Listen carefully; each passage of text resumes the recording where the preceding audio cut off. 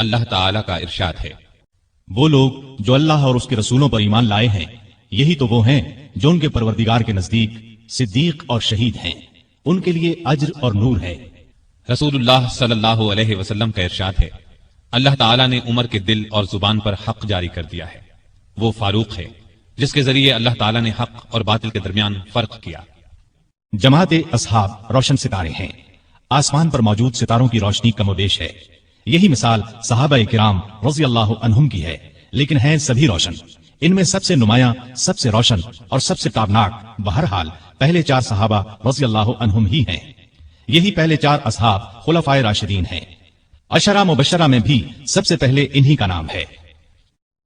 آج ہم آپ کو انوکھی خصوصیات والے انسان کی کہانی سناتے ہیں۔ اللہ کے رسول صلی اللہ علیہ وسلم نے اپنے 10 صحابہ کا نام لے کر فرمایا تھا، میرے یہ 10 صحابہ جنتی ہیں۔ گویا انہیں دنیا ہی میں جنتی ہونے کی بشارت عطا ہوئی۔ ان میں سے ایک سیدنا عمر فاروق رضی اللہ عنہ ہیں۔ انبیاء کی جماعت کے بعد اور مسلمانوں کے پہلے خلیفہ راشد یار غار سیدنا ابو بکر کے بعد اس دنیا میں سب سے زیادہ فضیلت دوسرے خلیفہ راشد سیدنا عمر فاروق ہی کو حاصل ہے۔ نبی صلی اللہ علیہ وسلم نے ان کے بارے میں اس طرح دعا فرمائی تھی، اے اللہ، اسلام کو عمر کے ذریعے سے قوت اور عزت دے۔ ان کے زمانے میں اسلامی حکومت 22 لاکھ مربع میل رقبے تک پھیل گئی۔ بعض موقعوں پر ان کی تائید میں آیات نازل ہوئیں۔ ان کی خلافت کا زمانہ بہترین اسلامی حکومت کا زمانہ تھا۔ اتنے بڑے حکمران ہوتے ہوئے دوپہر کے وقت شہر سے باہر گرم زمین پر کوئی پتھر وغیرہ سر کے نیچے رکھ کر قیلولہ کر لیتے تھے۔ ان کے واقعات اس قدر حیرت انگیز ہیں کہ سننے والے دنگ رہ جاتے ہیں۔ بڑے بڑے طاقتور حکمران ان کے نام سے کانپتے تھے، جبکہ خود ان کا یہ حال تھا کہ جسم پر کھردرا لباس ہوتا تھا۔ آپ یقیناً ان کی زندگی کے انوکھے اور آپ پڑھنا پسند کریں گے، لیکن آج آپ پڑھنے کی بجائے سن کر دیکھیں، آپ کو ایک عجیب سا فرحت بخش احساس ہوگا۔ سیدنا عمر فاروق رضی اللہ عنہ ہجری سال شروع ہونے سے 40 سال پہلے 583 عیسوی یا 584 عیسوی میں مکے میں پیدا ہوئے۔ نبی کریم صلی اللہ علیہ وسلم ان سے 13 سال پہلے دنیا میں تشریف لا چکے تھے۔ والدین نے نام عمر رکھا، کنیت ابو حفص تھی، لقب فاروق تھا، یعنی حق اور باطل میں فرق کرنے والا۔ یہ لقب انہیں نبی کریم صلی اللہ علیہ وسلم نے عطا فرمایا۔ حضرت عمر کا سلسلہ نسب 8ویں پشت میں نبی کریم سے جا ملتا ہے۔ آپ نے دنیا میں آنکھ کھولی تو مکے میں قریش کی سرداری تھی۔ یہ قبیلہ اسماعیل علیہ السلام کی اولاد سے تھا۔ قریش کے آگے چل کر 10 کے قریب قبیلے بن گئے۔ ان میں نبی کریم بنو ہاشم سے تھے، ابو بکر بنو تیم سے اور عمر فاروق بنو عدی سے۔ 10 کے 10 قبیلوں کے سپرد الگ الگ کام تھے۔ مثلا کوئی خانہ کعبہ کی دیکھ بھال کرتا تھا تو کوئی حاجیوں کو پانی پلاتا تھا، کوئی جھگڑوں کے فیصلے کرتا تھا۔ بنو عدی کے ذمے 2 کام تھے۔ قریش کو کوئی ایلچی بھیجنا ہوتا تو یہ بھیجتے تھے۔ دوسرا کام یہ تھا کہ 2 گروہوں میں جھگڑا ہو جاتا تو بنو عدی کا سردار فیصلہ کرتا تھا۔ بنو عدی کے گھر صفا اور مروہ پہاڑیوں کے درمیان میں تھے۔ عمر یہیں پیدا ہوئے اور پرورش پائی۔ ان کے والد خطاب بنو عدی کے سردار تھے۔ جس زمانے میں نبی کریم صلی اللہ علیہ وسلم نے نبوت کا اعلان کیا، خطاب فوت ہو چکے تھے۔ سیدنا عمر کے بچپن کے حالات کسی کتاب میں نہیں ملتے۔ اتنا ذکر ملتا ہے کہ بڑے ہوئے تو باپ نے اونٹ چرانے پر لگا دیا۔ اونٹ چراتے ہوئے کبھی تھک کر بیٹھ جاتے تو باپ مارا کرتا تھا۔ جوانی کی عمر کو پہنچنے تک لکھنا پڑھنا سیکھ لیا تھا۔ نبی کریم صلی اللہ علیہ وسلم نے جب اعلان نبوت کیا تو قریش میں کل 17 آدمی لکھنا پڑھنا جانتے تھے۔ ان میں عمر فاروق بھی تھے۔ اس کے علاوہ انہوں نے سپاہگری، تیغ زنی اور گھڑ سواری میں کمال حاصل کیا۔ گھڑ سواری کا حال یہ تھا کہ اچھل کر گھوڑے پر بیٹھ جاتے۔ کشتی کا فن بھی سیکھا۔ اونچے قد کے طاقتور آدمی تھے، چوٹی کے کئی پہلوانوں سے مقابلے جیتے۔ شاعر نہیں تھے، اشعار پسند کرتے تھے۔ تقریر کرنے کا ڈھنگ بھی آتا تھا۔ مزاج میں غصہ اور سختی تھی۔ جوان ہونے پر تجارت کا پیشہ اختیار کیا۔ نبی کریم نے نبوت کا اعلان کیا تو ان کی عمر 27 سال تھی۔ اس وقت قریش میں بہت اونچی حیثیت کے مالک تھے، مکے کے معزز لوگوں میں شمار ہوتا تھا۔ ان کے بھائی زید بن خطاب، بہن فاطمہ بنت خطاب اور بہنوئی سعید بن زید نے جلد ہی اسلام قبول کر لیا۔ لیکن عمر اپنے باپ دادا کے مذہب پر سختی سے قائم رہے، ڈٹ کر اسلام کی مخالفت کی۔ مسلمان ہو جانے والوں کو مارتے پیٹتے تھے۔ مارتے پیٹتے 6 سال گزر گئے، لیکن عمر کسی ایک انسان کو بھی اسلام سے نہ پھیر سکے۔ اس دوران میں کچھ واقعات ایسے پیش آئے جن کی وجہ سے وہ سخت الجھن میں پڑ گئے۔ کبھی اسلام کی طرف مائل ہوتے، کبھی مسلمانوں کے خلاف نفرت محسوس کرتے۔ اس کی وجہ یہ تھی کہ رسول کریم صلی اللہ علیہ وسلم کے متعلق قریش کے کافروں نے مشہور کر رکھا تھا کہ وہ جادوگر ہیں۔ اس زمانے میں ایک روز انہوں نے رسول پاک صلی اللہ علیہ وسلم کو حرم شریف کے اندر نماز پڑھتے دیکھا تو وہ آپ کے پیچھے کھڑے ہو گئے۔ اس وقت آپ صلی اللہ علیہ وسلم قرآن پاک کی سورۃ الحاقہ کی بلند آواز میں تلاوت کر رہے تھے۔ اللہ کے کلام نے ان پر بہت اثر کیا۔ انہیں یقین ہو گیا کہ آپ نہ تو جادوگر ہیں اور نہ شاعر ہیں۔ دل میں اسلام کے لیے نرم گوشہ پیدا ہو گیا، لیکن باپ دادا کا مذہب چھوڑنے پر اب بھی تیار نہ ہوئے۔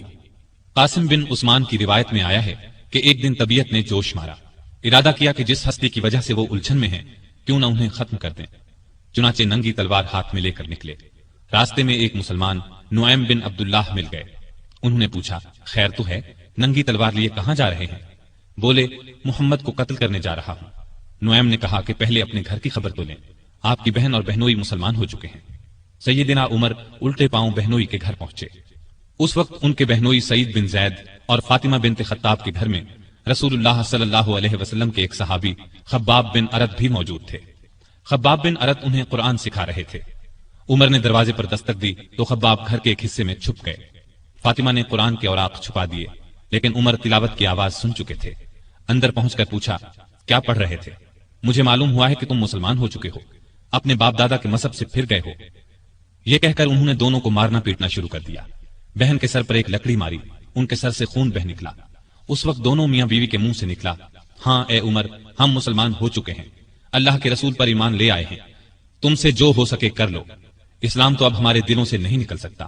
عمر نے بہن کا خون دیکھا اور یہ الفاظ سنے تو غصہ ٹھنڈا ہو گیا۔ بولے، اچھا جو تم پڑھ رہے تھے مجھے دکھاؤ۔ بہن نے اوراق انہیں دے دیے، ان پر سورہ طٰہٰ لکھی تھی۔ انہوں نے اس کو پڑھا تو بے اختیار پکار اٹھے، واہ کتنا عمدہ اور اعلیٰ درجے کا کلام ہے۔ یہ سن کر خباب بن ارد بھی باہر نکل آئے اور بولے، اے عمر، مجھے امید ہے اللہ تعالیٰ نے اپنے نبی کی دعا کو پوری کرنے کے لیے آپ کو چن لیا ہے۔ میں نے کل ہی نبی صلی اللہ علیہ وسلم کو یہ دعا کرتے سنا ہے، الہی ابو جہل یا عمر بن خطاب کے ذریعے سے اسلام کو قوت عطا کر۔ پس اے عمر، اللہ کی طرف آؤ، اللہ کی طرف آؤ۔ یہ سن کر سیدنا عمر فاروق نے کہا، مجھے محمد کے پاس لے چلو۔ نبی صلی اللہ علیہ وسلم اس وقت دار ارقم میں تھے۔ عمر رضی اللہ عنہ خباب بن ارد کے ساتھ کمر سے تلوار لٹکائے وہاں پہنچے۔ دروازے پر دستک دی۔ ایک صحابی نے اندر سے ایک جھری میں سے جھانک کر آپ صلی اللہ علیہ وسلم کو بتایا، باہر عمر تلوار کمر سے لٹکائے کھڑے ہیں، نہ جانے کس ارادے سے آئے ہیں۔ آپ کے چچا سیدنا حمزہ رضی اللہ عنہ بھی اس وقت وہاں موجود تھے۔ یہ بہت بہادر تھے، فوراً بولے، انہیں اندر آنے دو، نیک ارادے سے آئے تو ٹھیک، ورنہ انہی کی تلوار سے ان کا سر اڑا دوں گا۔ رسول اللہ صلی اللہ علیہ وسلم نے بھی فرمایا، انہیں آنے دو۔ چنانچہ دروازہ کھول دیا گیا۔ عمر اندر داخل ہوئے۔ آپ صلی اللہ علیہ وسلم اٹھ کر ان کی طرف بڑھے، ان کی چادر کو مٹھی میں دبا کر زور سے کھینچتے ہوئے فرمایا، خطاب کے بیٹے، تم کس ارادے سے آئے ہو؟ سیدنا عمر رضی اللہ عنہ نے عرض کیا، اے اللہ کے رسول، میں اللہ اور اس کے رسول پر ایمان لانے کے لیے حاضر ہوا ہوں۔ اس پر آپ صلی اللہ علیہ وسلم نے زور سے اللہ اکبر فرمایا۔ باقی مسلمانوں نے بھی اللہ اکبر کا نعرہ لگایا۔ اب عمر رضی اللہ عنہ نے کلمہ پڑھا، پھر بولے، اے اللہ کے رسول، کیا ہم حق پر نہیں ہیں؟ آپ نے فرمایا، اس ذات کی قسم جس کے قبضے میں میری جان ہے، تم لوگ حق پر ہو۔ یہ سن کر سیدنا عمر فاروق نے عرض کیا، جب ہم حق پر ہیں اور کافر غلط راستے پر، تو پھر اپنا دین کیوں چھپائیں؟ آپ نے فرمایا، اے عمر، ابھی ہماری تعداد تھوڑی ہے اور تم دیکھ رہے ہو کہ ہم کن حالات سے گزر رہے ہیں۔ سیدنا عمر نے یہ سن کر فرمایا، اس ذات کی قسم جس نے آپ کو نبی بنا کر بھیجا ہے، میں اسلام لانے سے پہلے جن لوگوں میں اٹھتا بیٹھتا تھا، اب مسلمان ہو کر ان کے سامنے جاؤں گا۔ اس پر تمام مسلمان دار ارقم سے 2 صفیں بنا کر نکلے اور کعبے کی طرف روانہ ہوئے۔ ایک صف میں عمر تھے، دوسری میں حمزہ۔ سب نے مسجد حرام میں نماز ادا کی۔ قریش نے یہ دیکھا تو طیش میں آ گئے۔ اس وقت تو کچھ نہ کہا، جب عمر تنہا نظر آئے تو ان پر حملہ کر دیا۔ انہوں نے بھی ڈٹ کر مقابلہ کیا۔ آخر کافر انہیں چھوڑ کر چلے گئے۔ یہ واقعہ نبوت کے 6 سال پیش آیا۔ ایمان لانے کے بعد 6 سال تک مکے میں رہے، پھر دوسرے مسلمانوں کے ساتھ مدینے کی طرف ہجرت کی۔ ایسے میں کفار کو مخاطب ہو کر فرمایا، میں آج مکے سے جا رہا ہوں، کسی میں ہمت ہے تو مجھے روک کر دکھائے۔ کوئی آگے نہ آیا۔ اس طرح آپ قباء پہنچے۔ پھر نبی کریم صلی اللہ علیہ وسلم اور ابو بکر ہجرت کر کے وہاں تشریف لائے۔ مسجد قباء کی تعمیر کے بعد سب نے مدینے کا رخ کیا۔ ہجرت کے وقت سیدنا عمر فاروق کی عمر 40 سال کے قریب تھی۔ اس کے بعد وہ 23 برس اس دنیا میں رہے۔ یہ سارا زمانہ مدینے میں گزارا، مسجد نبوی کی تعمیر میں حصہ لیا۔ آپ صلی اللہ علیہ وسلم نے مہاجرین اور انصار میں بھائی چارہ کرایا تو ادبان بن مالک کو ان کا بھائی بنایا۔ انہوں نے اپنا نصف مکان انہیں دے دیا۔ عبداللہ بن زید نے خواب میں اذان کے الفاظ سنے۔ انہوں نے یہ الفاظ نبی کریم صلی اللہ علیہ وسلم کو سنائے تو آپ صلی اللہ علیہ وسلم نے سیدنا بلال کو حکم دیا، اذان کہیں۔ جو ہی انہوں نے اذان شروع کی، سیدنا عمر فاروق اپنی چادر گھسیٹتے ہوئے آئے اور بولے، اے اللہ کے رسول صلی اللہ علیہ وسلم، اس ذات کی قسم جس نے آپ کو نبی بنا کر بھیجا ہے، میں نے بھی بالکل یہی الفاظ خواب میں سنے ہیں۔ یہ سن کر آپ بہت خوش ہوئے۔ آج تک اذان انہی الفاظ میں دی جا رہی ہے اور قیامت تک دی جاتی رہے گی۔ ہجرت کے دوسرے سال بدر کی لڑائی پیش آئی۔ سیدنا عمر فاروق بھی اس غزوے میں شریک ہوئے۔ اس غزوے میں انہوں نے ایک نامی بہادر عاص بن ہشام کو قتل کیا۔ یہ رشتے میں ان کا ماموں تھا۔ اگلے سال احد کی لڑائی ہوئی۔ سیدنا عمر اس لڑائی میں بھی شریک ہوئے۔ بدر کی لڑائی میں عمر فاروق کی بیٹی سیدہ حفصہ بیوہ ہو گئی تھی۔ نبی کریم صلی اللہ علیہ وسلم کی خواہش پر سیدنا عمر نے ان کا نکاح آپ سے کر دیا۔ اس طرح وہ رسول کریم صلی اللہ علیہ وسلم کے سسر بنے۔ ان کی بیٹی کو مومنوں کی ماں کا درجہ حاصل ہوا۔ ہجرت کے 5ویں سال شوال میں خندق کی لڑائی پیش آئی۔ سیدنا عمر نے بھی خندق کھودی۔ خندق کے ایک حصے کی حفاظت سیدنا عمر کے سپرد کی گئی۔ بعد میں اس جگہ ان کے نام سے مسجد تعمیر کی گئی جو آج بھی موجود ہے۔ ہجرت کے 6 سال نبی کریم صلی اللہ علیہ وسلم نے کعبے کی زیارت کا ارادہ فرمایا۔ آپ 1400 صحابہ کے ساتھ روانہ ہوئے۔ ان میں سیدنا عمر بھی تھے۔ حدیبیہ کے مقام پر کافروں سے جو معاہدہ ہوا تو کچھ دوسرے صحابہ کے ساتھ وہ سیدنا عمر پر بھی گراں گزرا۔ وہ رسول اللہ صلی اللہ علیہ وسلم کی خدمت میں حاضر ہوئے اور عرض کی، کیا آپ اللہ کے سچے نبی نہیں ہیں؟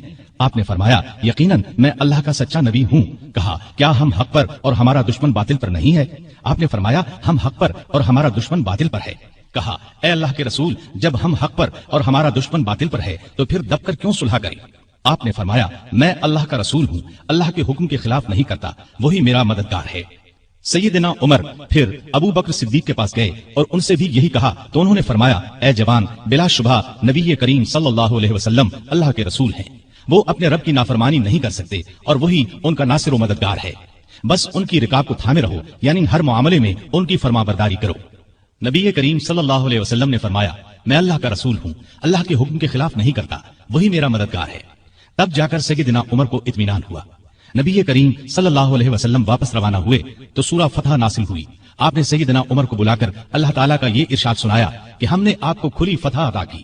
ساتھ ہی آپ نے فرمایا، مجھ پر آج ایسی صورت نازل ہوئی ہے جو مجھے اس دنیا سے زیادہ پیاری ہے۔ سیدنا عمر رضی اللہ عنہ نے حدیبیہ کی صلح کے موقع پر جو گفتگو کی تھی وہ خلوص نیت پر مبنی تھی۔ پھر بھی انہیں تمام زندگی اس بات کا افسوس رہا کہ کیوں انہوں نے اس طرح کے سوال جواب کیے۔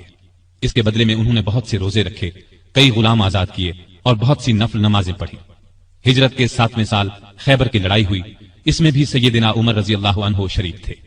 ذیقعد 7 ہجری میں نبی صلی اللہ علیہ وسلم عمرے کے لیے تشریف لے گئے۔ 2000 مسلمان آپ کے ساتھ تھے۔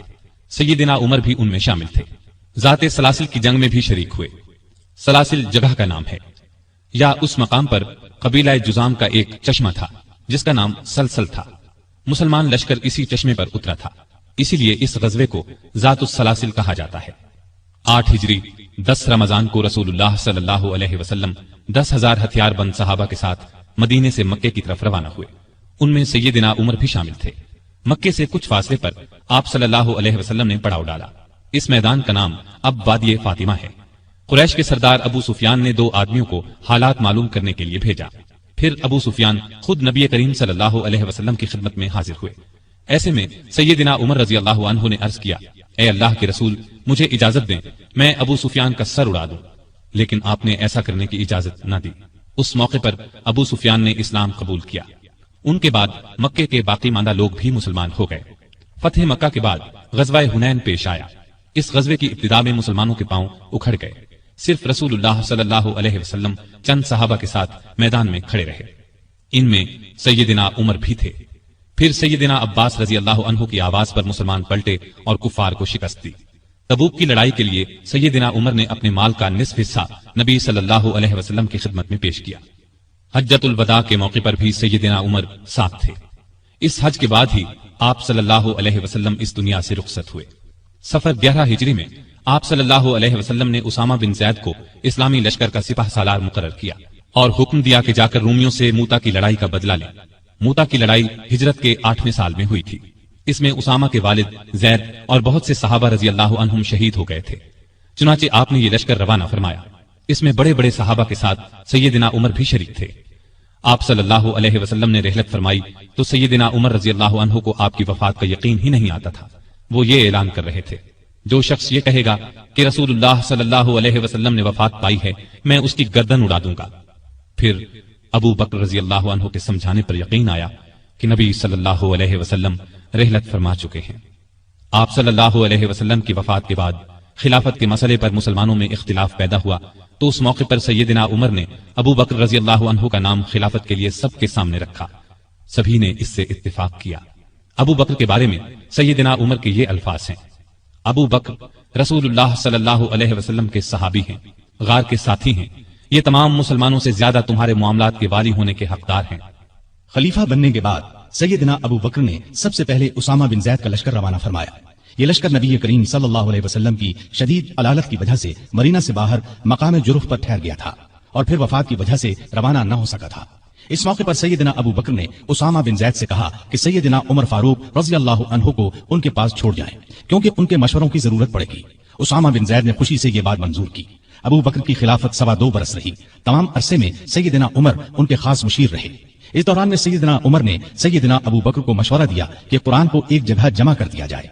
انہوں نے یہ مشورہ اس لیے دیا کہ یمامہ کی لڑائی میں قرآن مجید کے حافظ بہت سے صحابہ شہید ہو گئے تھے۔ آخر یہ کام زید بن ثابت، سیدنا عمر اور بہت سے دوسرے صحابہ رضی اللہ عنہم کی مدد سے مکمل ہوا۔ جمادی الاولیٰ 13 ہجری میں سیدنا ابو بکر سخت بیمار ہو گئے۔ بچنے کی امید نہ رہی تو انہوں نے خلافت کے بارے میں چند بڑے بڑے صحابہ سے مشورہ کیا۔ خود انہوں نے سیدنا عمر کا نام تجویز کیا۔ بعض صحابہ نے اس پر کہا کہ وہ مزاج کے بہت سخت ہیں۔ اس پر ابو بکر نے فرمایا جب ان پر خلافت کا بوجھ پڑے گا تو نرم ہو جائیں گے۔ اس طرح تمام مسلمانوں کا سیدنا عمر کی خلافت پر اتفاق ہو گیا۔ سیدنا ابو بکر نے آخر وقت میں سیدنا عمر کو یہ وصیت کی کہ عراق میں مسلمان ایرانیوں سے لڑ رہے ہیں، ان کے لیے فوراً مدد بھیجی جائے۔ اس وصیت کے بعد 22 جمادی الاخری کو سیدنا ابو بکر نے وفات پائی۔ تمام مسلمانوں نے خوشی سے سیدنا عمر کی بیعت کر لی۔ اس طرح وہ مسلمانوں کے دوسرے خلیفہ راشد بنے۔ خلیفہ بنتے ہی انہوں نے ابو بکر کی وصیت کے مطابق عراق کی طرف ایک لشکر روانہ کیا۔ ابو عبیدہ رضی اللہ عنہ کو لشکر کا سالار مقرر فرمایا اور اس طرح مسلمانوں کی عظیم الشان فتوحات کا سنہری دور شروع ہوا۔ عراق، مدائن، حلوان، جزیرہ، خوزستان، نہاون، اصفہان، ہمدان، آذربائیجان، قبرستان، آرمینیا، فارس، کرمان، خراسان، سیستان، مکران، دمشق، حمص، لاذقیہ، یرموک، قنسرین، حلب، انطاکیہ اور بیت المقدس فتح ہوئے۔ بیت المقدس کی فتح کا واقعہ کچھ اس طرح ہے کہ مجاہدین اسلام نے قریباً 3 سال میں سارا شام فتح کر لیا۔ اب فلسطین کے صرف 2 بڑے شہر رہ گئے تھے، بیت المقدس جسے یروشلم بھی کہا جاتا ہے اور قیصاریہ۔ اس زمانے میں فلسطین شام ہی کا حصہ تھا۔ 16 ہجری میں مسلمانوں نے دوسری لڑائیوں سے فارغ ہو کر بیت المقدس کا محاصرہ کر لیا۔ اس شہر میں ابراہیم علیہ السلام، اسحاق علیہ السلام، سلیمان علیہ السلام، عیسیٰ علیہ السلام اور دوسرے نبیوں کی بہت سی یادگاریں ہیں۔ رسول اللہ صلی اللہ علیہ وسلم کی بھی معراج کے سفر میں پہلی منزل یہی تھی۔ مسلمانوں کا پہلا قبلہ بھی یہی تھا۔ نہ صرف یہودی اور عیسائی بلکہ مسلمان بھی اس کی بہت عزت کرتے تھے اور کرتے ہیں۔ مسلمانوں نے جب بیت المقدس کا محاصرہ کیا تو شہر کے باشندوں نے شہر کے دروازے بند کر لیے۔ چند دن تو اس طرح گزرے، پھر انہوں نے مسلمانوں کے سپہ سالار ابو عبیدہ بن جراح کو پیغام بھیجا کہ ہم شہر مسلمانوں کے حوالے کرنے کے لیے تیار ہیں، لیکن شرط یہ ہے کہ مسلمانوں کے خلیفہ خود یہاں آئیں اور صلح کا معاہدہ کریں۔ ابو عبیدہ بن جراح نے یہ بات سیدنا عمر کو لکھ بھیجی۔ خلیفہ ثانی سیدنا عمر نے صحابہ سے مشورہ کر کے وہاں جانے کا فیصلہ کیا۔ آپ نے رجب 16 ہجری میں حضرت علی رضی اللہ عنہ کو اپنا قائم مقام بنایا اور روانہ ہو گئے۔ اس وقت دنیا کے بڑے بڑے حکمران ان کا نام سن کر کانپتے تھے، لیکن اپنے وقت کے سب سے بڑے حاکم کے سفر کا حال یہ تھا کہ چند بزرگ صحابہ کے سوا ان کے ساتھ کوئی نہیں تھا۔ فوج، نہ خیمے، نہ قارے، نہ جھنڈے، ایک اونٹ پر سوار تھے، اس پر ستو اور کھجور کے 2 تھیلے لادے ہوئے تھے۔ ایک طرف پانی کی مشک لٹک رہی تھی، راستے میں کھانے کا وقت آتا تو سب مل کر کھا لیتے۔ آپ کا لباس بہت معمولی سا تھا۔ بیت المقدس کے قریب پہنچے تو صحابہ نے مشورہ دیا کہ لباس تبدیل کر لیں۔ قیمتی پوشاک پیش کی، لیکن آپ نے وہ لباس پہننے سے انکار کر دیا اور فرمایا اللہ نے ہمیں جو عزت دی ہے وہ اسلام کی وجہ سے ہے اور ہمارے لیے یہی کافی ہے۔ غرض اسی حالت میں شہر میں داخل ہوئے۔ عیسائیوں نے شہر آپ کے حوالے کر دیا۔ مسلمانوں نے وہاں ایک مسجد بنائی، اس کا نام مسجد عمر رکھا۔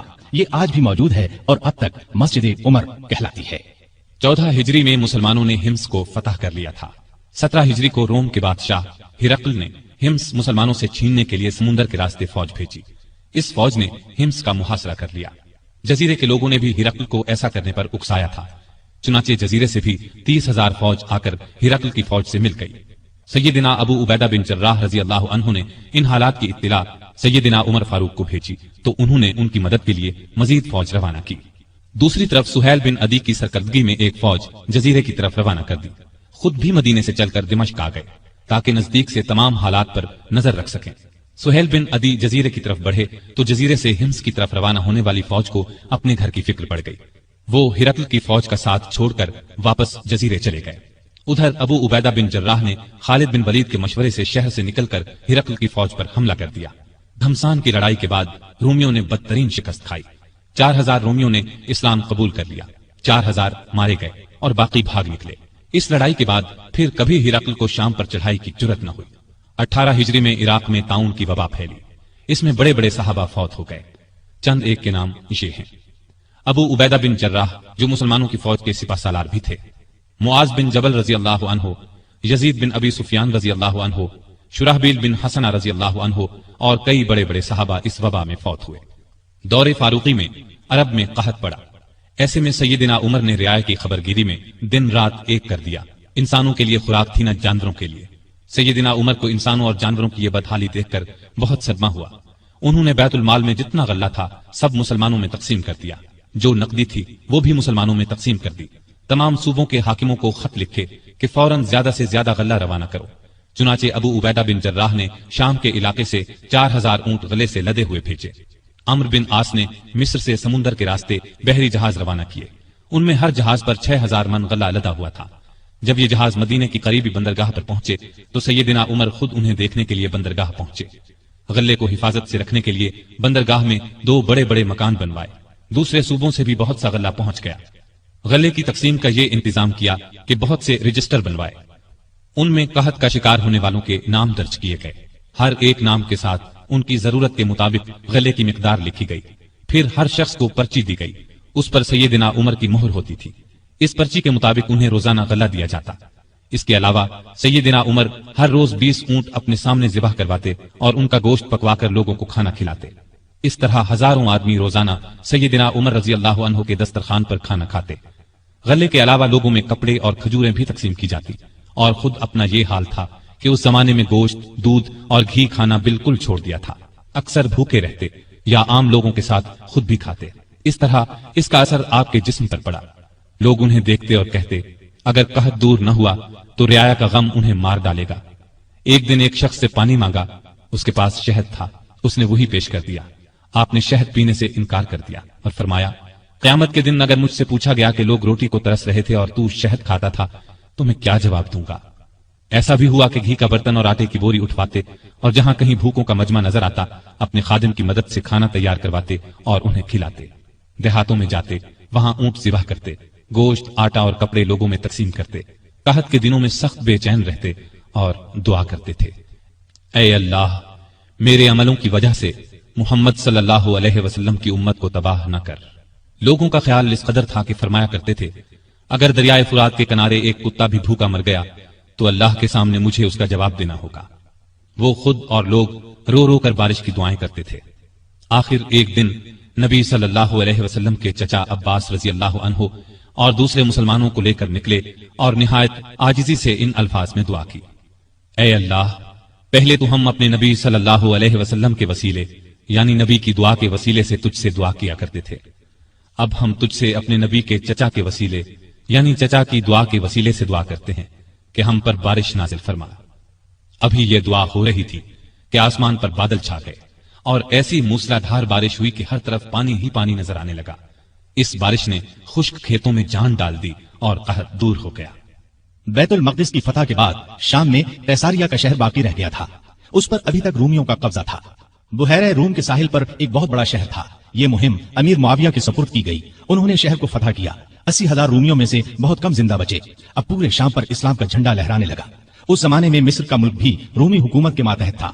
18 हिजरी में हजरत उमर ने हजरत अम्र बिन आस रज़ी अल्लाह अन्हु को 4000 का लश्कर देकर मिस्र रवाना किया। मिस्र का हाकिम मकौकस था।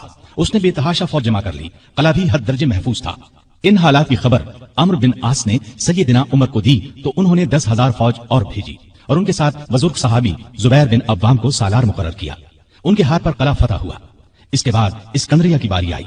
इस्कंदरिया की फतह के बाद सैयदना उमर ने अम्र बिन आस को मिस्र का गवर्नर मुकर्रर किया। दरियाए नील मिस्र का एक बहुत बड़ा दरिया था। तारीख में है कि एक दिन बहुत से मिस्री अम्र बिन आस के पास आए और कहा, इस साल दरियाए नील में पानी बहुत कम रह गया है, हमारी फसलें बर्बाद हो रही हैं, पुराने जमाने से ये रस्म चली आ रही है कि जब दरिया में पानी कम हो जाए तो हम एक मुकर्रर तारीख को एक कुंवारी लड़की चुन लेते हैं। उसके वालिदैन की मर्जी से उसे निहायत कीमती जेवर और कपड़े पहनाकर दुल्हन की तरह बना देते हैं, फिर उसे दरियाए नील में गिरा देते हैं। इस तरह दरिया में पानी चढ़ जाता है, इर्द गिर्द के तमाम इलाके सैराब हो जाते हैं। अगर आप इजाजत दें तो हम ये रस्म अदा करें। अम्र बिन आस ने कहा, ये तो बड़ी जालिमाना रस्म है। जवाब में उन्होंने कहा, अगर आपने हमें ये रस्म अदा करने की इजाजत न दी तो मुल्क में कहत पड़ जाएगा, हम तबाह हो जाएंगे। अम्र बिन आस ने फरमाया, तुम लोग नादान हो, अल्लाह के हुक्म के बगैर दरिया में पानी हरगिज कम या ज्यादा नहीं हो सकता। इस्लाम ऐसी फजूल रस्मों को मिटाने के लिए आया है। मैं तुम्हें एक बेगुनाह लड़की पर जुल्म करने की इजाजत नहीं दूंगा। मिस्री मायूस होकर लौट गए। इत्तेफाक से दरिया में पानी कम हो गया। लोग कहत के डर से वतन छोड़ने की तैयारी करने लगे। सैयदना अम्र बिन आस ने ये सारा किस्सा सैयदना उमर को लिख भेजा। उन्होंने जवाब में लिखा, अल्हम्दुलिल्लाह, आपने मिस्रियों को बिल्कुल ठीक जवाब दिया। इस्लाम वाकई ऐसी फजूल रस्मों को मिटाने के लिए आया है। मैं एक खत भेज रहा हूँ, इसको दरियाए नील में डाल देना। अम्र बिन आस ने खत को दरिया में डालने से पहले उसकी इबारत पढ़ी। उसके अल्फाज ये थे, ए नील, अगर तू अपने इख्तियार से बह रहा है तो मत बह, और अगर तू अल्लाह ताला के हुक्म से बह रहा है तो मैं अल्लाह ताला के हुजूर दुआ करता हूँ कि वो तुझे पहले की तरह ज्यादा पानी के साथ जारी कर दे। ये रुका दरिया में डाल दिया गया।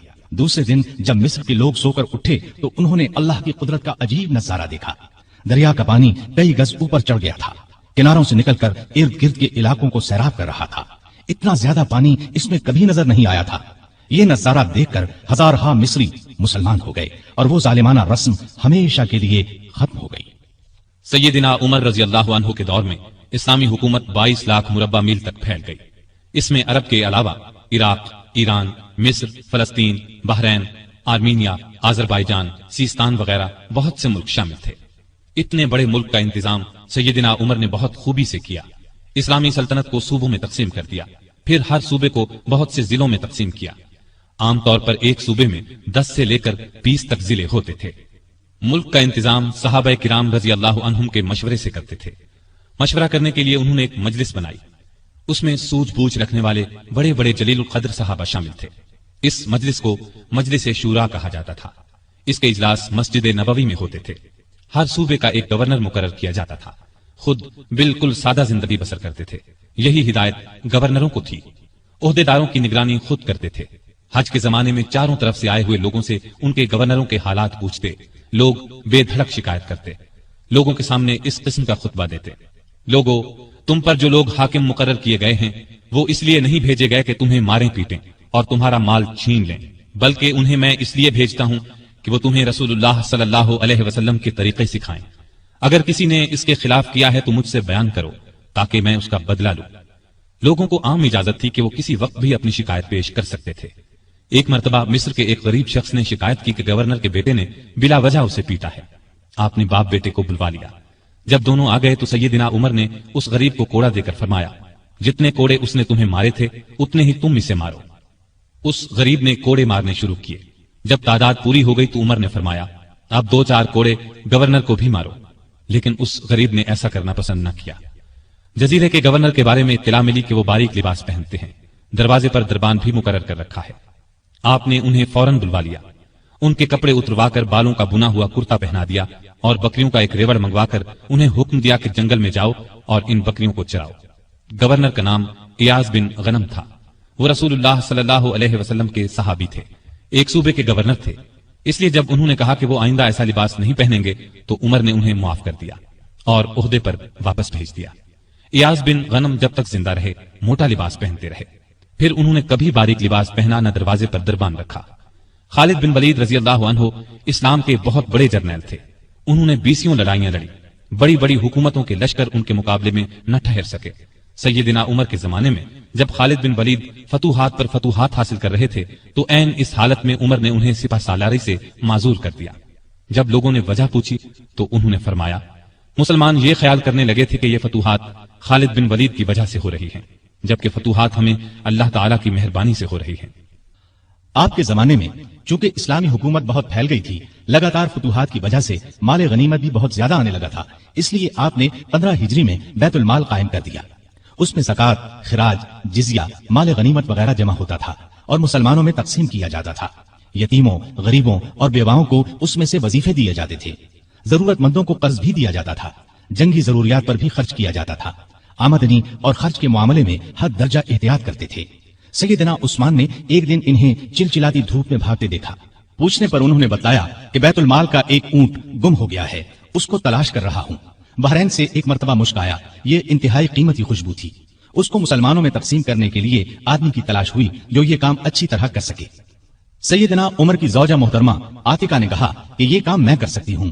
سیدنا عمر نے فرمایا، نہیں، میں تمہیں اس کی اجازت نہیں دے سکتا، اس لیے کہ تمہاری انگلیوں پر جو مشک لگ جائے گا وہ تم اپنے کپڑوں پر لگا لو گی، اس طرح عام مسلمانوں سے زیادہ تمہارے حصے میں آئے گا۔ ایک مرتبہ بیمار ہو گئے، لوگوں نے علاج کے طور پر شہد تجویز کیا۔ بیت المال میں شہد موجود تھا لیکن آپ نے لینا گوارا نہ کیا۔ آخر لوگوں کو جمع کیا گیا، جب سب نے اجازت دے دی تب شہد دیا۔ آپ نے عدل و انصاف کا بہترین نمونہ دنیا کو دکھایا۔ اللہ سے ڈرنے والے قاضی مقرر کیے، ان کی تنخواہیں مقرر کی، انہیں حکم دیا کہ تمام فیصلے قرآن اور حدیث کے مطابق کیے جائیں۔ قرآن اور حدیث میں حکم نہ ملے تو جس رائے پر عالموں کا اتفاق ہو اس کے مطابق فیصلہ دیا جائے۔ انہوں نے کوفہ میں شریح کو قاضی مقرر کیا، ان کے فیصلے بہت مشہور ہوئے۔ امیر المومنین کے خلاف بھی فیصلے دے دیتے تھے۔ سیدنا علی نے بھی انہیں اپنے دور میں قاضی کے عہدے پر قائم رکھا۔ قبیلہ غسان کے بادشاہ جبلہ نے اسلام قبول کر لیا۔ وہ حج کرنے کے لیے آیا، اس کی چادر پر ایک غریب بدو کا پاؤں آ گیا۔ اس نے بدو کو زور سے تھپڑ دے مارا، بدو کی ناک کی ہڈی ٹوٹ گئی۔ وہ سیدنا عمر کی خدمت میں حاضر ہو گیا، انصاف کا طلبگار ہوا۔ سیدنا عمر نے جبلہ کو بلا بھیجا، وہ حاضر ہوا تو آپ نے اسے کہا، تم نے اس غریب مسلمان سے زیادتی کی ہے، لہٰذا بدلا دو۔ یہ غریب تمہیں اس جگہ تھپڑ مارے گا جس جگہ اس کے منہ پر تھپڑ لگا ہے۔ ہاں، اگر تم اس سے معافی مانگ لو اور یہ معاف کر دے تو اور بات ہے۔ جبلہ نے کہا، مجھے ایک دن کی مہلت دی جائے تاکہ میں غور کر سکوں۔ جبلہ کو ایک دن کی مہلت مل گئی۔ وہ وہاں سے فرار ہو کر شام چلا گیا اور دوبارہ عیسائی مذہب اختیار کر لیا۔ ایک مرتبہ حج کے موقع پر ایک شخص نے گورنر کی شکایت کی کہ اس نے مجھے بے قصور 100 کوڑے مارے ہیں۔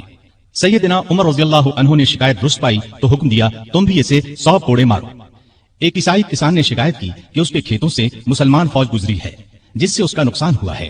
آپ نے بیت المال سے اسے 10,000 درہم دینے کا حکم دیا۔ سیدنا عمر فاروق نے عام لوگوں کو منع کر دیا کہ وہ شریعت کے کسی مسئلے پر اپنا فیصلہ دیں۔ اس کام کے لیے انہوں نے فتوے جاری کرنے کا محکمہ قائم کیا۔ فتوے دینے والے بزرگوں کے نام یہ ہیں: سیدنا عثمان، سیدنا علی، سیدنا عبد الرحمن بن عوف، سیدنا ابی بن قعب، سیدنا معاذ بن جبل، سیدنا زید بن ثابت، سیدنا ابو درداء، سیدنا ابو ہریرہ رضی اللہ تعالی عنہم۔ سیدنا عمر رضی اللہ تعالی عنہ نے پولیس کا محکمہ قائم کیا۔ رعایا کی خبر گیری رکھنے کے لیے راتوں کو گشت لگایا کرتے تھے۔ ملک شام کے سفر سے لوٹ رہے تھے کہ ایک بڑھیا نظر آئی۔ اس سے پوچھا کہ بڑی بھی عمر کے بارے میں کچھ معلوم ہے؟ وہ بولی، ہاں، سنا ہے شام گیا ہوا ہے، اللہ اس سے سمجھے، آج تک اس نے مجھے پھوٹی کوڑی تک نہیں دی، اسے معلوم نہیں میں کتنی تنگی سے گزارا کر رہی ہوں۔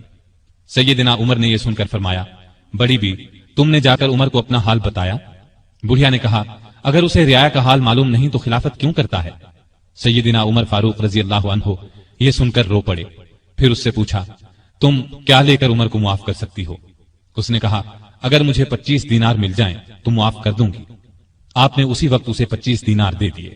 وہ خوش ہو کر دعائیں دینے لگی، اللہ عمر کو معاف کرے، اس پر اپنی رحمت نازل کرے۔ بعد میں سیدنا عمر رضی اللہ عنہ نے اس کا وظیفہ مقرر فرما دیا۔ ایک رات گشت کے دوران میں چند بچوں کے رونے کی آواز سنی۔ معلوم ہوا کہ بچے بھوکے ہیں اور ماں نے انہیں بہلانے کے لیے ہانڈی میں صرف پانی ڈال کر آگ جلا رکھی ہے۔ آپ اسی وقت خادم اسلم کے ساتھ بیت المال گئے۔ آٹا، گوشت، گھی اور کھجوریں نکال کر خادم سے فرمایا، یہ تمام چیزیں میری کمر پر رکھ دو۔ اسلم نے عرض کیا، آپ کیوں تکلیف کرتے ہیں، میں اٹھا لیتا ہوں۔ آپ نے فرمایا، نہیں، قیامت کے دن میرا بوجھ تم نہیں اٹھاؤ گے۔ پھر سب چیزیں اپنی کمر پر لاد کر لائے، خود کھانا تیار کیا، خود چولہا پھونکا، کھانا تیار ہونے پر اپنے سامنے بچوں کو کھلایا۔ انہوں نے پیٹ بھر کر کھایا، پھر اچھلنے کودنے لگے۔ سیدنا عمر انہیں اچھلتے کودتے دیکھتے اور خوش ہوتے رہے۔ عورت نے ان سے کہا، اللہ تمہیں نیک بدلہ دے، امیر المومنین بننے کے لائق تو تم ہو، نہ کہ سیدنا عمر۔ سیدنا عمر فاروق رضی اللہ عنہ یہ سن کر مسکرائے، پھر واپس مدینہ آئے اور اس عورت کا وظیفہ مقرر کر دیا۔ ایک روز شام کے وقت مدینے کے باہر ایک قافلہ اترا۔ سیدنا عمر نے عبد الرحمن بن عوف رضی اللہ عنہ کو ساتھ لیا اور رات بھر قافلے کا پہرا دیتے رہے۔ ایک قافلے میں ایک ننھے بچے کو روتے دیکھا تو اس کی ماں پر ناراض ہوئے کہ بچے کو دودھ کیوں نہیں پلاتی۔ وہ آپ کو پہچانتی نہیں تھی، کہنے لگی، امیر المؤمنین نے حکم دیا ہے کہ جب تک بچے ماں کا دودھ پیتے رہیں بیت المال سے ان کا وظیفہ مقرر نہ کیا جائے. میں اس کا دودھ چھڑا رہی ہوں تاکہ وظیفہ لگ جائے. یہ ہے اس کے رونے کی وجہ. سیدنا عمر یہ سن کر روئے، پھر اعلان کر دیا کہ جس دن کوئی بچہ پیدا ہوگا اس کا وظیفہ اسی دن سے مقرر ہو جائے گا. ایک مرتبہ لوگوں کو کھانا کھلا رہے تھے. ایک شخص کو بائیں ہاتھ سے کھانا کھاتے دیکھا. نزدیک جا کر اس سے کہا، دائیں ہاتھ سے کیوں نہیں کھاتے؟ اس نے کہا، میرا دائیں ہاتھ موتا کی لڑائی میں کٹ گیا تھا. یہ سن کر سیدنا عمر رونے لگے. اس کے پاس بیٹھ گئے اور بولے، افسوس، تمہیں وضو کون کراتا ہوگا؟ پھر اس کی خدمت کے لیے ایک خادم دیا اور ضرورت کی چیزیں اس کے گھر بھجوائیں. ایک رات گشت کے دوران میں ایک عورت کی آواز سنی. وہ اپنی بچی سے کہہ رہی تھی، دودھ میں پانی ملا دے.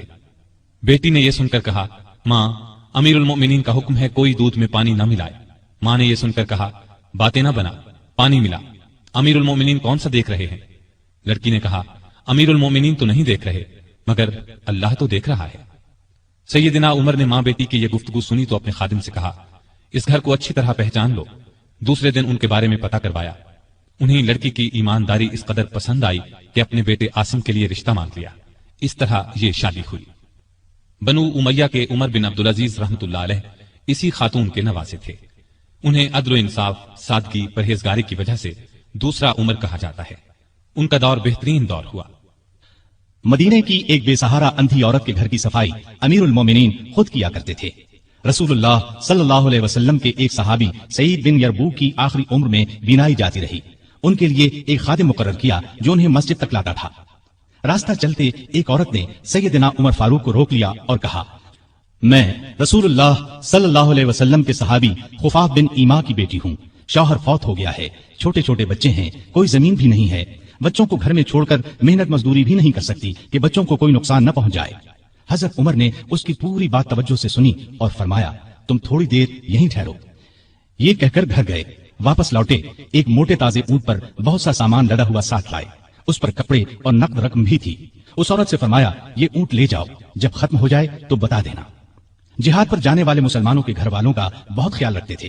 ان کے گھروں میں جا کر ان کی عورتوں سے کہتے، تمہیں بازار سے کچھ منگوانا ہو تو میں لا دیتا ہوں. بیوہ عورتوں کا پانی بھر دیتے. مجاہدین کے خط آتے تو یہ خط خود ان کے گھروں میں پہنچاتے. ان سے جواب لے کر مجاہدین کو بھجواتے. بیت المال سے حاجت مندوں کو دیتے. راستوں میں چوکیاں بنوائیں تاکہ رستے محفوظ ہو جائیں. شہروں میں مہمان خانے بنوائے. ملک میں جگہ جگہ نہریں کھدوائیں جن سے آپاشی آسان ہو گئی. سڑکیں اور پل بنوائے. نئے شہر بسائے. قریباً 4000 مسجدیں تعمیر کروائیں. حرم کعبہ کو وسیع کروایا. مسجد نبوی کو وسیع کروایا. مردم شماری کا نظام رائج کیا. سکہ جاری کیا. سن ہجری قائم کیا. جنگوں کا سلسلہ بڑھا تو فوجی نظام قائم کیا. فوجیوں کی تنخواہیں مقرر کی. مجاہدین کے بیوی بچوں اور غلاموں کے لیے وظیفے مقرر کیے. فوج کو 2 حصوں میں تقسیم کیا. ایک باقاعدہ فوج جو ہمیشہ محاذوں پر رہتی تھی. دوسری رضاکار فوج. یہ لوگ عموماً گھروں میں رہتے تھے. ضرورت پڑنے پر انہیں محاذ پر بھیجا جاتا. ان کی تنخواہیں باقاعدہ فوج سے کم تھیں. ملک میں جگہ جگہ فوجی چھاونیاں قائم کی. چھاونیوں کے ساتھ استبل تعمیر کروائے. ان میں 4-4 ہزار گھوڑے تیار رہتے تھے. اونٹ بھی موجود رہتے. فوج کے ساتھ خزانچی، طبیب، جراح، غنیمت کے مال کا حساب رکھنے والے، دوسری زبانیں جاننے والے اور دشمن کی جاسوسی کرنے والے بھی رہتے تھے. فوج کی تعلیم کا بھی انتظام کیا. فوج کو یہ ہدایات تھی کہ دشمن سے جو عہد کرو اس کو پورا کرو. بچوں، عورتوں، بوڑھوں اور راہبوں کو قتل نہ کرو. مال غنیمت میں خیانت نہ کرو. آبادیوں کو ویران نہ کرو. پھلدار درختوں کو نہ کاٹو. جو لوگ جنگ میں قیدی بنا لیے جائیں انہیں ان کے قریبی رشتہ داروں سے جدا نہ کرو. لڑائی میں مارے جانے والوں کے ہاتھ پاؤں، ناک کان نہ کاٹو. قرآن اور حدیث کی تعلیم عام کرتی. سیدنا عمر خود بہت بڑے فقیہ تھے. انہوں نے تمام علاقوں میں فقیہ مقرر کیے. لوگ ان سے دینی مسائل پوچھتے تھے. ان کے زمانے میں اسلام کی بہت اشاعت ہوئی. غیر مسلموں سے اچھے سلوک کی وجہ سے بھی اسلام بہت تیزی سے پھیلا. انصاف کا دامن کسی قیمت پر نہیں چھوڑتے تھے. شام میں مسلمانوں کو مسجد بنانے کے لیے ایک زمین کی ضرورت پیش آئی. زمین ایک یہودی کی تھی. مسلمانوں نے زمین اسے خریدنا چاہی لیکن یہودی نے انکار کر دیا. مسلمانوں نے زبردستی زمین پر قبضہ کر کے مسجد بنا لی. یہودی نے سیدنا عمر سے شکایت کی. سیدنا عمر فاروق نے حکم دیا کہ مسجد ناجائز طریقے سے بنائی گئی ہے. اسلام اس کی اجازت نہیں دیتا. مسجد کو گرا کر زمین یہودی کو دے دی جائے. چنانچہ زمین یہودی کو واپس دے دی گئی. اس نے اس جگہ اپنا مکان بنا لیا. سیدنا عمر فاروق رضی اللہ عنہ دعا کیا کرتے تھے کہ اے اللہ مجھے اپنی راہ میں شہادت نصیب فرما. مجھے اپنے رسول کے شہر میں موت دے. خلافت کے 11ویں سال اللہ تعالیٰ نے ان کی یہ دونوں دعائیں پوری کر دیں. ذیالحج 23 ہجری میں حج کے لیے مکہ گئے۔ آپ جب حجر اسود کو بوسہ دیتے تو کہتے تھے، اے حجر اسود، میں جانتا ہوں کہ تو ایک پتھر ہے، تو نہ نفع دے سکتا ہے اور نہ نقصان۔ اگر میں نے رسول اللہ صلی اللہ علیہ وسلم کو تیرا بوسہ لیتے ہوئے نہ دیکھا ہوتا تو میں تیرا بوسہ نہ لیتا۔ یہ سیدنا عمر کی توحید کا کمال نمونہ ہے۔ حج سے فارغ ہو کر اس مہینے کی آخری تاریخوں میں واپس لوٹے۔ جمعے کے دن مسجد میں خطبہ دیا جو بہت طویل تھا۔ اس میں لوگوں کو بہت نصیحتیں کی۔ اس خطبے میں اپنے ایک خواب کا ذکر کیا اور فرمایا، میں سمجھتا ہوں میری موت کا وقت آ پہنچا ہے۔ اس کے ساتھ ہی خلافت کے بارے میں کچھ ایسی باتیں بیان کی جن سے معلوم ہوتا تھا کہ آئندہ ہونے والے خلیفہ کے بارے میں پریشان ہے۔ مدینے میں مغیرہ بن شعبہ کا ایک غلام تھا۔ یہ ایرانی تھا، اچھا کاریگر تھا۔ اس کا نام ابو لؤلؤ فیروز تھا۔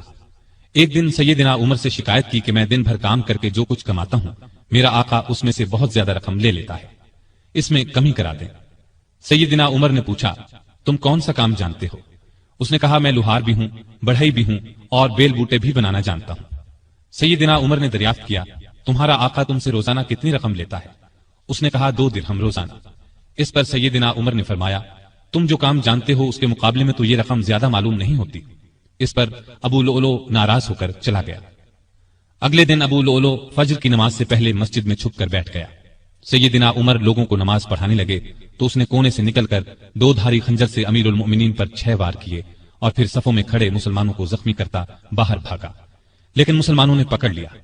اس پر اس نے وہی خنجر اپنے پیٹ میں جھونک لیا اور مر گیا۔ ادھر امیر المؤمنین شدید زخمی ہو گئے۔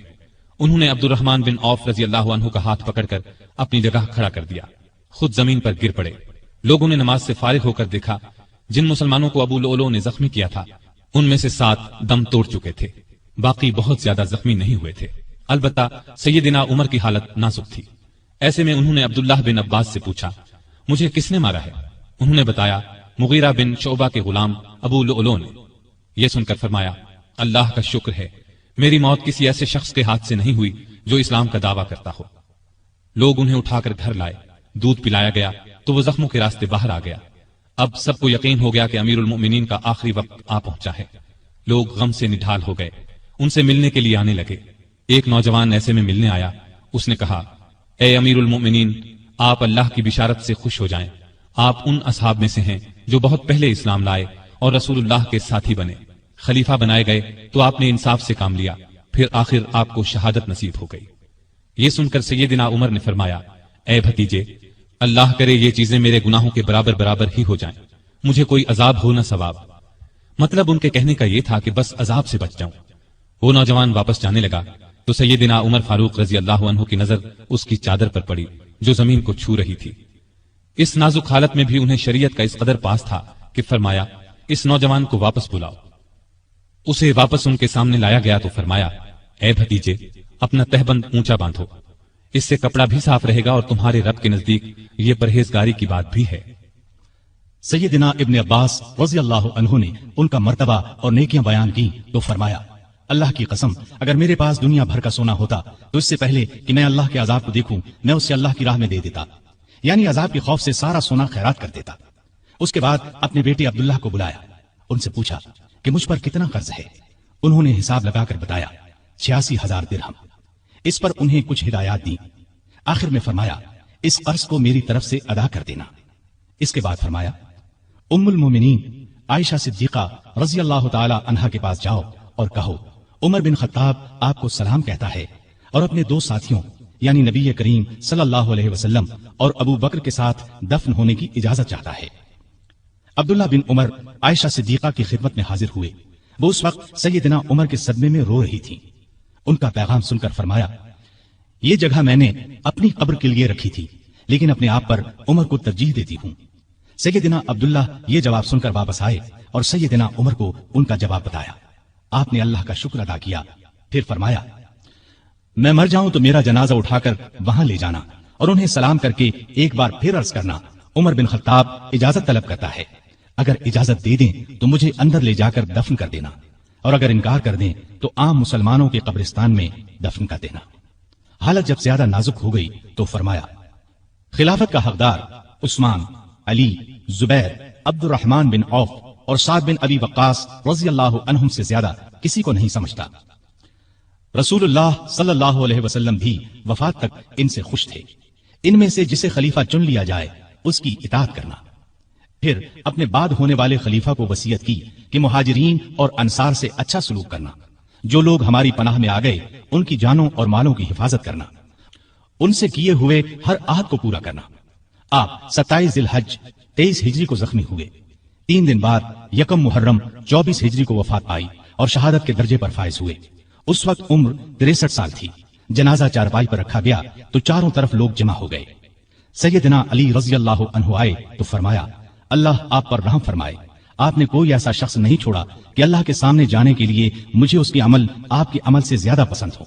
अल्लाह की कसम, मुझे उम्मीद थी कि अल्लाह आपको आपके दोनों साथियों के साथ रखेगा, इसलिए कि मैं अक्सर रसूलुल्लाह सल्लल्लाहु अलैहि वसल्लम को इस तरह फरमाते हुए सुना करता था, मैं गया और अबू बकर उमर गए, मैं दाखिल हुआ और अबू बकर उमर दाखिल हुए, मैं निकला और अबू बकर उमर निकले।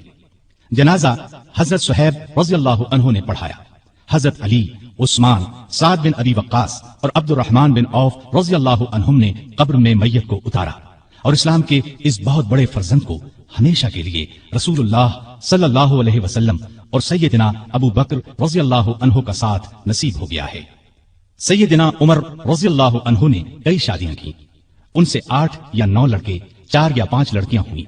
मशहूर बीवियों के नाम ये हैं: ज़ैनब बिनते मज़ऊन रज़ियल्लाहु अन्हा, आतिका बिनते ज़ैद रज़ियल्लाहु अन्हा, उम्मे हकीम बिनते हारिस रज़ियल्लाहु अन्हा, उम्मे कुलसूम बिनते अली रज़ियल्लाहु अन्हा।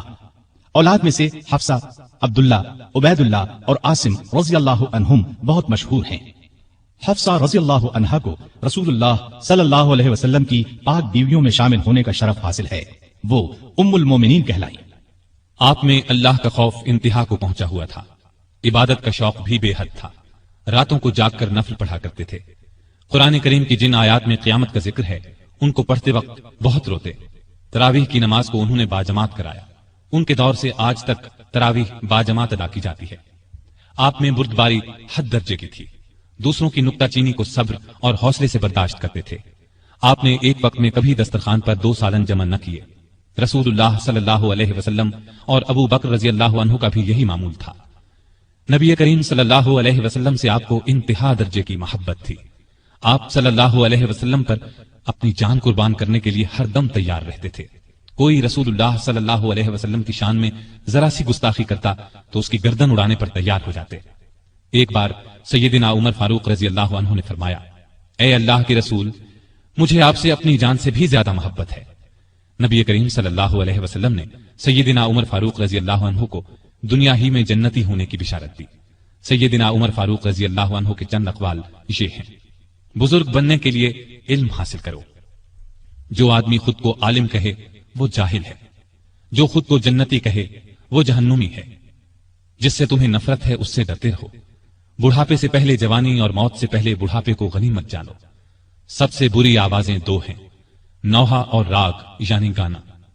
कम बोलना दानाई, कम खाना सेहत, कम सोना इबादत और आम लोगों से कम मिलना आफियत है। तौबा की तकलीफ से गुनाह का छोड़ना आसान है। बुरा चाहने वालों की दोस्ती से परहेज करना जरूरी है।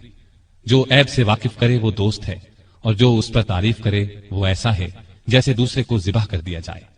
सलामती गुमनामी में है। अल्लाह ताला सैयदना उमर फारूक रज़ियल्लाहु अन्हु पर रहमत फरमाए। आमीन। सामईन मुहतरम,